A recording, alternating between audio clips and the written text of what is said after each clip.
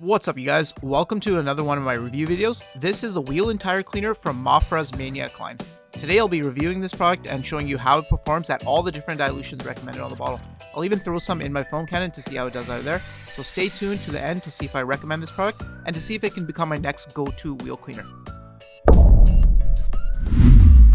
going to kick things off with some footage I had from 2024 in the summer of my grandfather's Lexus wheel here. As you can see, it's not too dirty to begin with. And this is actually perfect for the 1 to 10 dilution here out of an IK pump sprayer. As you can see, 100 ml going into a foam sprayer that has 1000 ml of water. It's going to give us a nice 1 to 10. And as you can see, it foams up extremely nice out of the medium foaming tip here, out of my foamer. And this 1 to 10 is considered the summer dirt, so it's not going to be for the most daunting of tasks, but it's a perfect little dilution for maintenance washes. As you can see here in the close-up, it is pulling some of that blooming and the dirt off of the sidewall, and the wheel itself wasn't too dirty to begin with, so I'll just be commenting on whether or not there's lubricity. There you can see my grandfather walking in the back there. Always curious. When it comes to the wheel with the 1 to 10 and agitation, I will say that this dilution isn't going to provide the most lubrication, so in your bucket, when you add your brushes to it, add some soap. Some just regular car wash soap for added lubricity. And if anyone's interested in the brushes or tools I'm using in this video, I will list and link everything in the description below the video, as well as some discount codes to save you some money. Here I'm on my second round on my brushes, and I give them a good scrub with my Detail Factory brush. A little bit of browning pulling out of there. But by the time I go to my third round here, again, just for demonstrations, the foam is pure white. We're not really pulling anything more out of there. So at this stage, this thing is ready for any tire coating or tire dressing that you're going to put onto it. Now let's dry the wheel and tire off completely to show you what these Kelly edges look like. And as you can see, with the 1 to 10, being that they weren't too bad to begin with, these things are now looking mint. So there you go.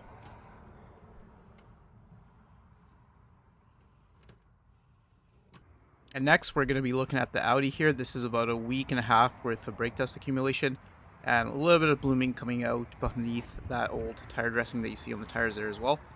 Now, here I'm going to be testing out a 1 to 1 dilution in the foam cannon, and this is purely just a test to see how it does.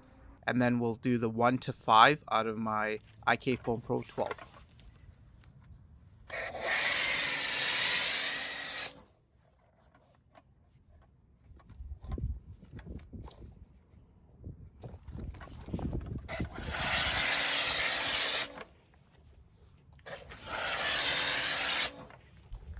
Now, I will say that the foam cannon is definitely the fastest way to get your wheel and tire covered, but you will have a little bit of overspray, obviously, and then this MJJC foam cannon obviously does an amazing job of foaming up everything, including this 1 to 1 dilution here.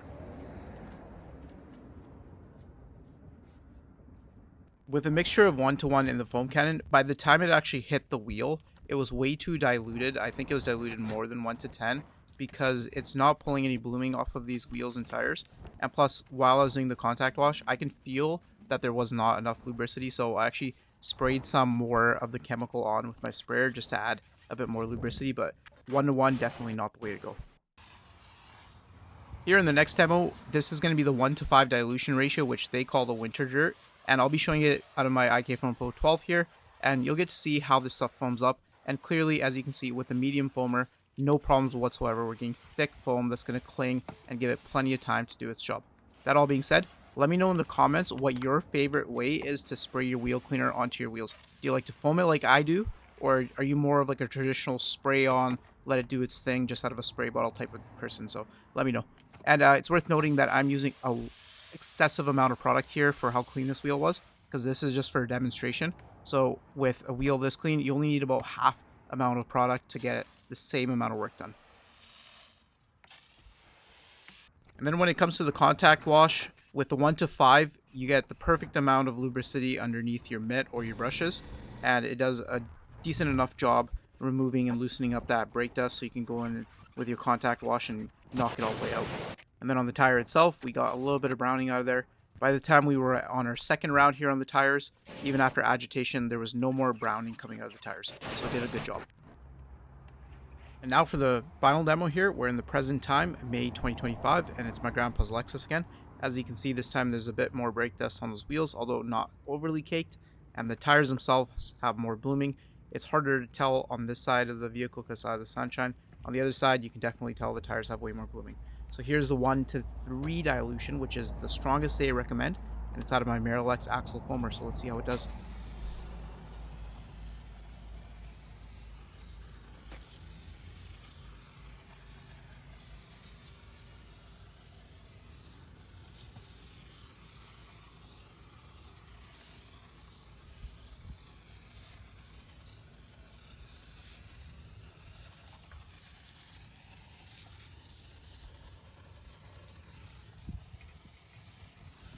With this dilution ratio, within about 15 seconds or so, and before I'm even finished spraying the entire wheel, it's already starting to turn the sidewall of the tire brown as it pulls all that blooming off of the surface and also any dirt that's going to be left in there as well. Now, I did find that I like the foam better out of the 1-to-5 mixture, but that could also be because I'm using a Maniac axle foamer here versus the IK Foam Pro 12, so obviously not apples to apples comparison, but either way, the foam still was good enough to do the job. And as you can see, lots of that blooming pulling out of the tire sidewall here with this mixture.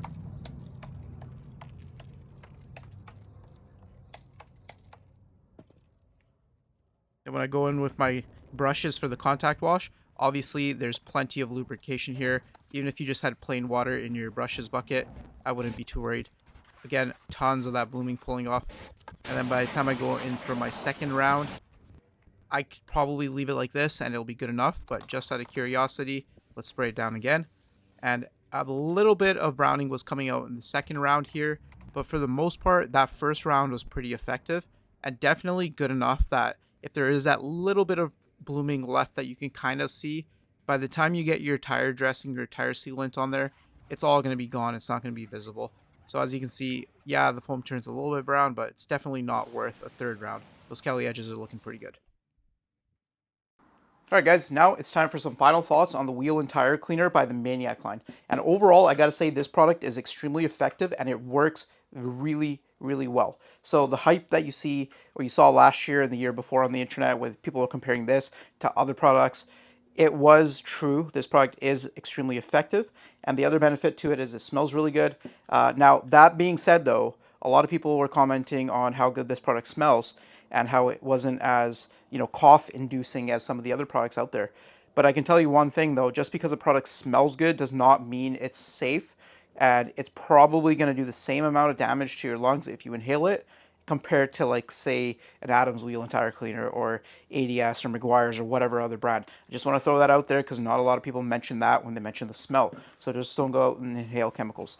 Now, aside from that, it is cost-effective. Had I purchased the larger size of this, which is obviously the better deal, when mixing up a 1000 ml mixture in my Maniac foamer here, the whole mixture costs me roughly about $4.70, and that's taxes in Canadian dollars.